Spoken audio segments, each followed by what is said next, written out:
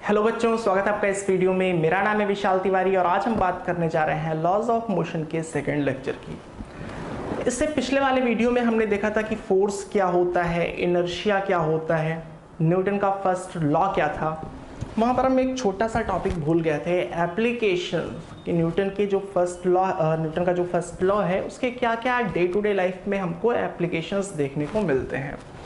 उसकी बात आज की वीडियो में करेंगे, बट एंड में करेंगे। उससे पहले हम पढ़ेंगे लीनियर मोमेंटम। बहुत ही इंपॉर्टेंट टॉपिक है लीनियर मोमेंटम। आपको पता होगा, हमने क्लास 9th में ऑलरेडी पढ़ रखा है।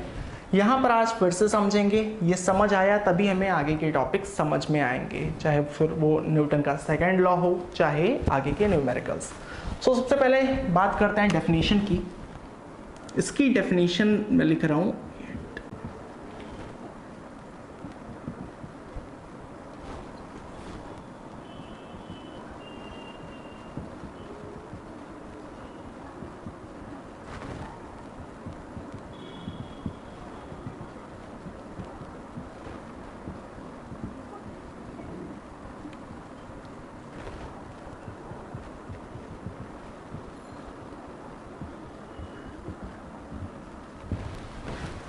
It is defined as total quantity of motion contained in a body.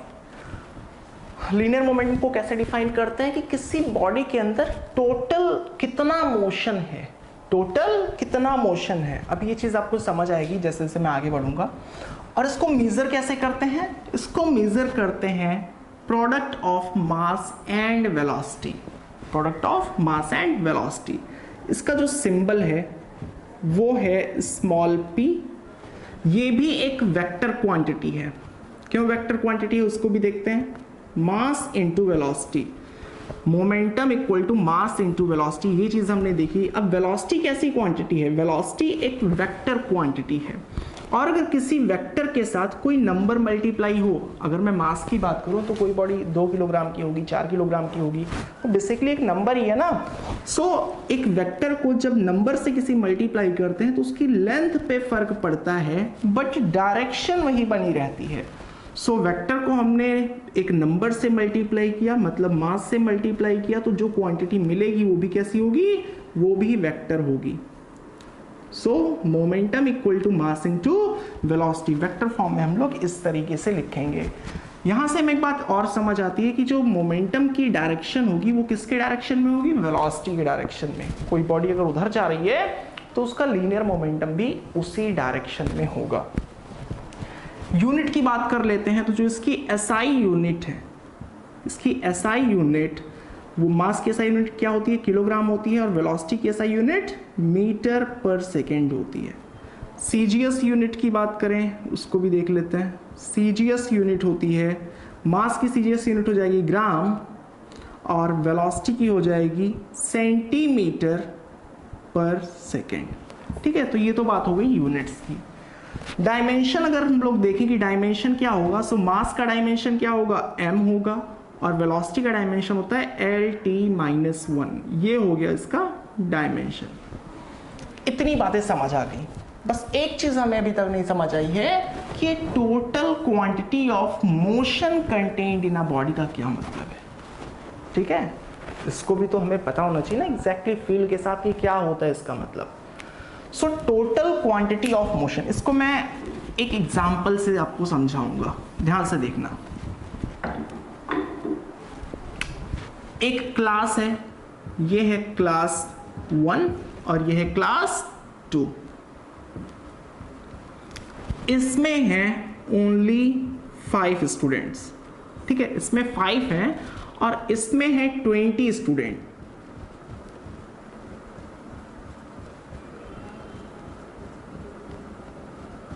इसमें कितने हैं? 20 हैं। यहां पर है 5 स्टूडेंट और यहां पर है 20 स्टूडेंट। सभी को 2-2 टॉफियां आपको देनी है। सभी को 2-2 टॉफियां आपको देनी है। सबको, एक स्टूडेंट को 2 ही मिलेगा। तो यहां पर जो टोटल टॉफी जाएंगी वो कितनी जाएंगी? 3 to 5, 5 to 10 टॉफी जाएंगी। 10 टॉफीज टोटल यहां पे जाएंगी। जबकि यहां पर जब यहां पे 2 टॉफीज सबको देंगे तो ओवरऑल कितनी हो जाएंगी? 40 टॉफीज हो जाएंगी। 40 टॉफीज हो जाएंगी। तो देखो एक अकेला स्टूडेंट अगर आप यहां पर है, अगर आप उससे पूछोगे कितनी टॉफी मिली, वो बोलेगा 2। यहां पर भी अगर आप किसी एक अकेले स्टूडेंट से पूछ रहे हो कि टोटल कितनी टॉफी मिली, तो वो भी बोलेगा कि 2 ही मिली है। पर पूरे क्लास में देखो तो यहां पर टोटल टॉफीज की क्वांटिटी कितनी है, 10 है, जबकि यहां पर कितना है, 40 है। ये चीज तो हमें इजीली समझ आती है। अब इसको आप मोमेंटम से कंपेयर करना, रिलेट करना आराम से।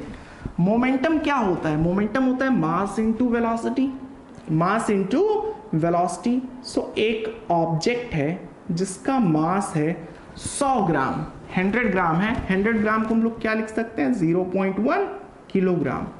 ये इधर मूव कर रही है 20 मीटर पर सेकेंड से।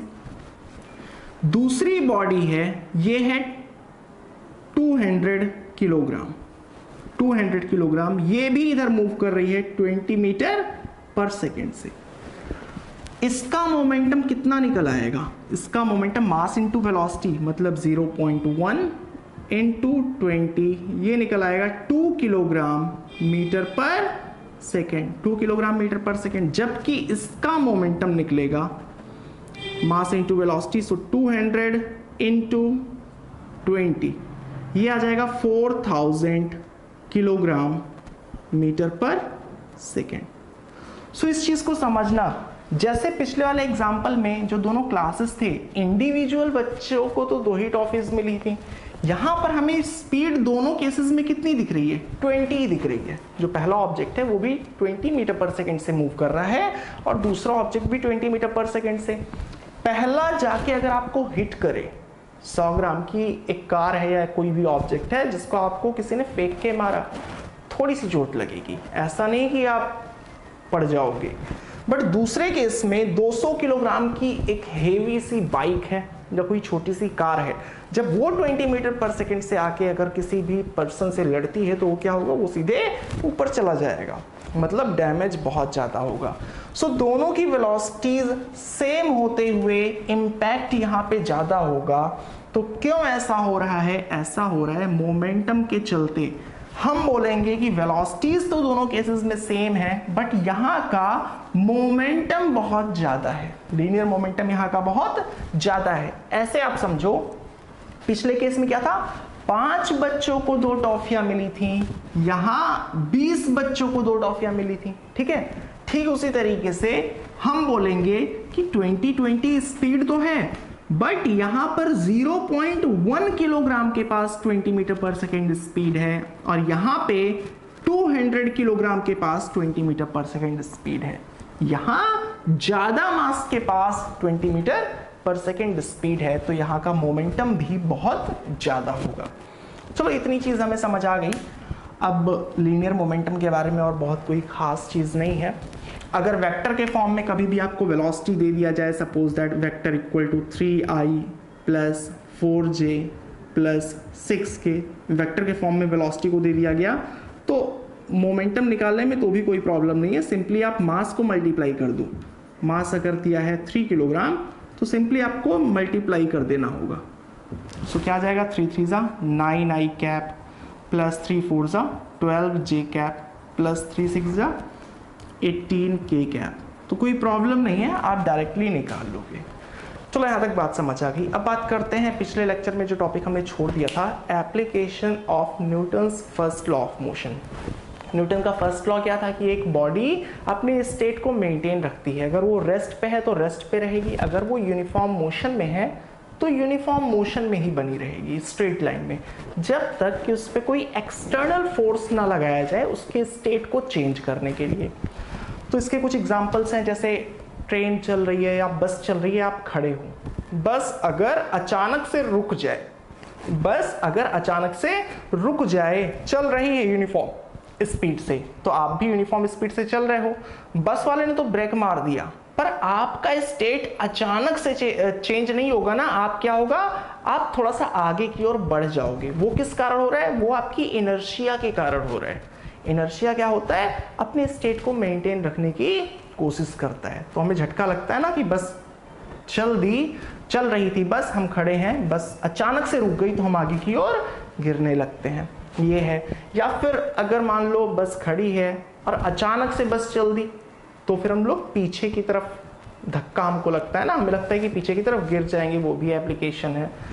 और बहुत सारी चीज़ें इस तरीके से देख सकते हैं। जो लॉन्ग जंपर्स होते हैं, जिन्हें लॉन्ग जंप करना होता है एथलीट्स को, वो क्या करते हैं, उन्हें लॉन्ग जंप करना है तो वो बहुत तेज़ी के साथ दौड़ते हुए आते हैं और फिर जंप करते हैं। ऐसा नहीं कि खड़े खड़े जंप मार दें, वो दौड़ते हुए आते हैं, वो वेलोसिटी अपनी बढ़ाते हैं ताकि उनका स्टेट कैसा हो जाए, एक हाई वेलोसिटी के साथ। फिर वो जंप लगाते हैं तो अपने उस वेलोसिटी के कारण, अपने इनर्शिया के कारण वो आगे चले जाते हैं काफ़ी। ठीक है, तो ये सारे एप्लीकेशंस हैं, आपको पता होना चाहिए, क्योंकि डे टू डे लाइफ में चीज़ों को जितना रिलेट करके आप देख पाओगे फिजिक्स को, फिजिक्स उतनी ज़्यादा आसान लगेगी। ठीक है, तो आज की इस वीडियो को बहुत ज़्यादा लंबा नहीं करेंगे, इसको यहीं पे ख़त्म करेंगे। अगले वीडियो में हम बात करेंगे Newton's second law of motion, और वहाँ से हमारा न्यूमेरिकल का पार्ट भी स्टार्ट हो जाएगा। सो वीडियो अगर आपको पसंद आया हो तो वीडियो को लाइक कर देना, चैनल को सब्सक्राइब कर देना। मिलेंगे आपसे अगले वीडियो में, तब तक के लिए बाय बाय।